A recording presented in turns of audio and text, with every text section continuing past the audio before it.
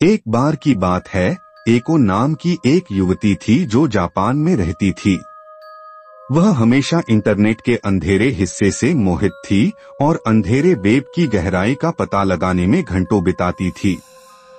एक दिन एक विशेष इलीगल फोरम ब्राउज करते समय उसे द शैडो मार्केट नामक एक रहस्यमयी वेबसाइट का पता चला। अफवाहों के अनुसार द शैडो मार्केट एक ऐसी जगह थी जहां कोई भी ड्रग्स और हथियारों से लेकर मानव तस्करी और यहां तक कि काला जादू तक सभी तरह की अवैध वस्तुओं और सेवाओं को खरीद और बेच सकता था। दिलचस्प एको ने आगे की जांच करने का फैसला किया और पता चला कि साइट तक पहुंचने का एकमात्र तरीका एक विशेष ब्राउजर था जो उपयोगकर्ताओं को गुमनाम रहने की अनुमति देता था। यह देखने के लिए कि आगे क्या है, एको ने ब्राउजर डाउनलोड किया और द शैडो मार्केट तक पहुंचने के निर्देशों का पालन किया।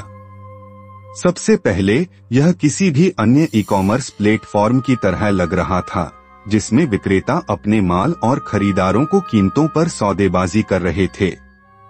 लेकिन जैसे जैसे वह गहराई में गई, एको को एहसास होने लगा कि वह कुछ ज्यादा ही भयावह है। द शैडो मार्केट के विक्रेता न केवल ड्रग्स या हथियारों की बल्कि शापित कलाकृतियां, दुर्लभ गुप्त पुस्तकें और यहां तक कि मानव अंग भी पेशकश करते थे।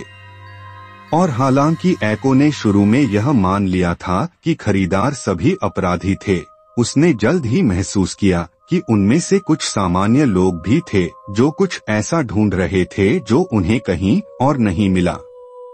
जैसे जैसे उसने द शैडो मार्केट को ब्राउज करना जारी रखा, एको को बेचैनी की होने लगी, जैसे कि उसकी आत्मा पर कोई एक दबाव डाल रहा हो।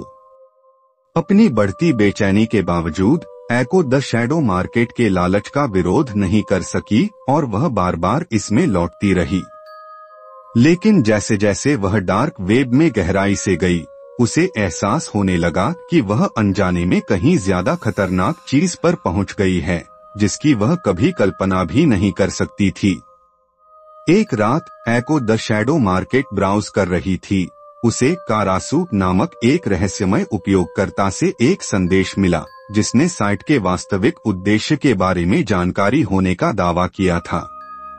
करासू के अनुसार द शैडो मार्केट वास्तव में एक अंधेरी और मुड़ी हुई दुनिया का एक पोर्टल था जो हमारे अपने से परे मौजूद थी।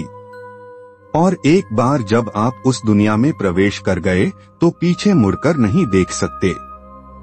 एको को पहले तो संदेह हुआ, लेकिन जैसे जैसे करासू ने द शैडो मार्केट की वास्तविक प्रकृति के बारे में अधिक से अधिक खुलासा करना शुरू किया, उसे बढ़ते डर का एहसास होने लगा। वह जानती थी कि उसे बाहर निकलना है, लेकिन वह यह भी जानती थी कि अब बहुत देर हो चुकी है।